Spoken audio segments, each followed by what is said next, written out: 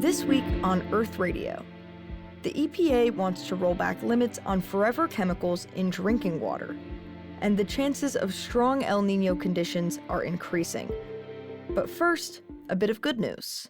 The fight against climate change got a win this week when the United Nations General Assembly officially adopted a resolution supporting a historic World Court ruling on the responsibilities of states when it comes to slowing climate change. Let's go back in time for a moment and look back at the International Justice Court, or the IJC, ruling that this resolution is based on.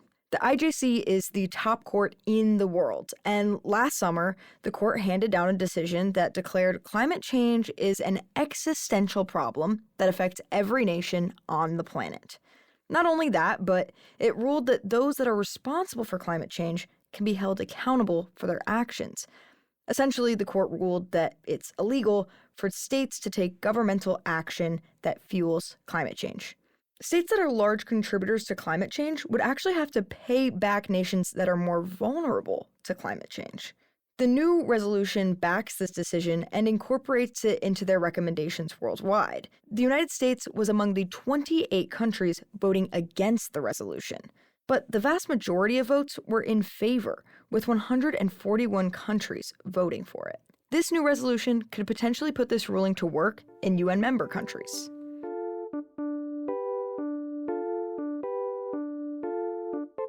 April is officially over, and it is in the books as the third hottest April on record.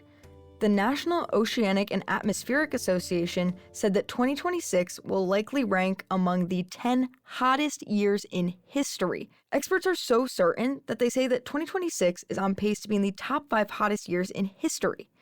Sea ice extent was 5% below average in April.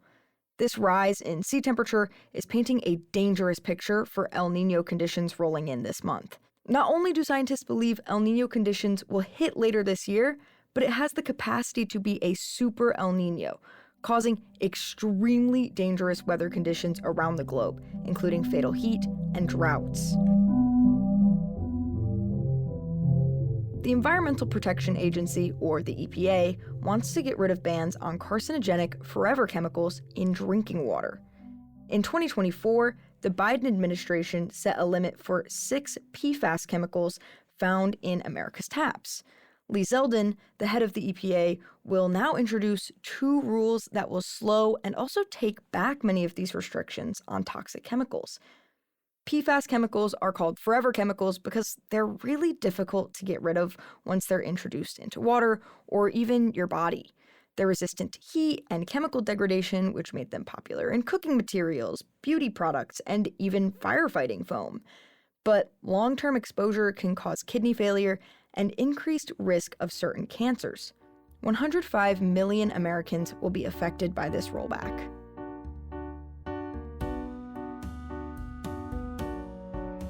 Ahead of these rollbacks and others, Trump's EPA appointees collected $1.8 billion from chemical companies. The group Citizens for Responsibility and Ethics in Washington, or CREW, found that 16 EPA officials collected money from both chemical companies and trade groups before taking office. 2 of these groups actually publicly supported the rollback of these safeguards protecting Americans from chemical disasters. Under Trump's second term, industrial chemical facilities no longer have to assess and plan for hazards and power loss.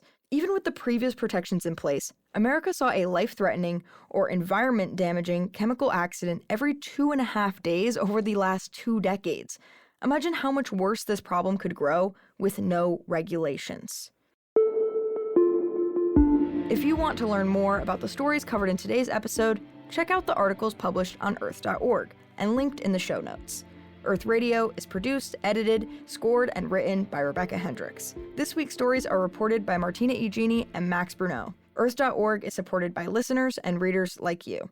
Visit our website to donate to our climate coverage. Have a great week.